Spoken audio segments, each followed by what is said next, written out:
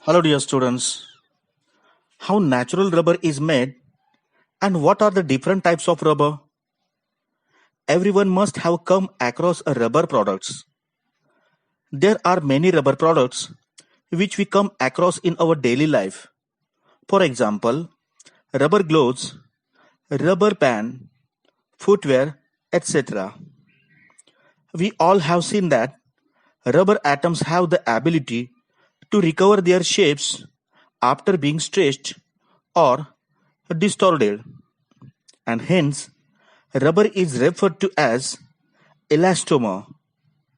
It is an elastic substance which can be obtained both naturally or they can also be synthesized chemically in laboratories. Synthetic rubber are like a butyl rubber and neoprene. Types of rubber.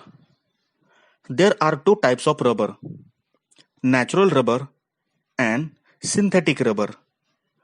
Let's see about a natural rubber. These are the elastomers which are obtained naturally. It is made up of a solid particles suspended in a milky white liquid called latex that drips from the bark of the tropical and subtropical trees. This latex rubber is mainly found in the countries like Brazil, India, Indonesia, Malaysia, and Sri Lanka. It is made by the polymerization of isoprene, which has a chemical formula C5H8 number of times, and it is known as cis-1,4 polyisoprene. In simple word, we can say that they are made by loosely joining the monomers of isoprene in the form of a long tangled chain. Preparation of natural rubber. Rubber tapping. The milky white liquid latex is collected from the rubber trees in a cup by making a slight V cut on the tree bark. The collected latex is washed, filtered, and reacted with acids to congeal the rubber particles. Mastication. The rubber obtained from the tapping process is still not ready to be used. When it is cold, it is very brittle in nature, and when warmed up, it becomes very gluey. To remove the brittle nature and strong odor of the rubber, it is allowed to pass through a rollers and is pressed to make it softer and flexible to work. This process is repeated based on the properties that are required for the rubber. In this process, extra chemical ingredients are also added to enhance the properties of rubber. Calendering is a process which is mainly performed to provide a shapes to rubber using rollers and proper mixing of the chemical ingredients.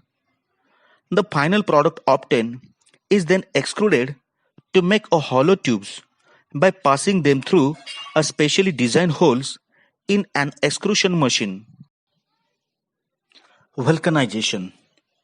Even after performing all these steps, rubber is not much stronger and harder to be used in a various items like a car tires and machinery.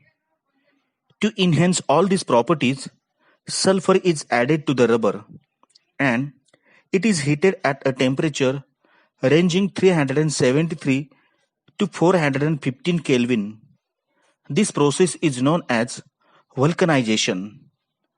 Sulfur acts as a cross-linking agent, and after vulcanization, rubber gets cross-linked and becomes hard. Synthetic rubbers. Synthetic rubbers are produced from petroleum and natural gas. It is obtained by polymerization of 1,3-butadiene derivatives or by copolymerization of 1,3-butadiene along with unsaturated monomer. Preparation of synthetic rubbers. Neoprene or polychloroprene It is a polymer of a chloroprene, which formed by joining together the monomers of a chloroprene. Buna-N. It is a copolymer of 1,3-butadiene and acrylonitrile. It is formed in the presence of a peroxide catalyst. Uses of rubber. Rubber can be used for various rubber and across various platforms. Few of them are mentioned below.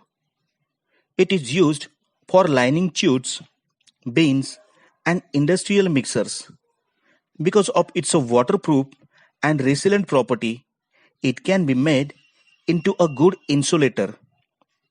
In clothing industry, it can be used as a wetsuits and expandable cloths such as a gym and cycling shorts.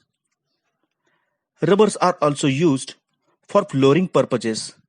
It gives padding and prevents fatigue along with being a waterproof and slip resistant. In automobile industry, its use can be witnessed in tires, padding in brakes, airbags, seats, and roof.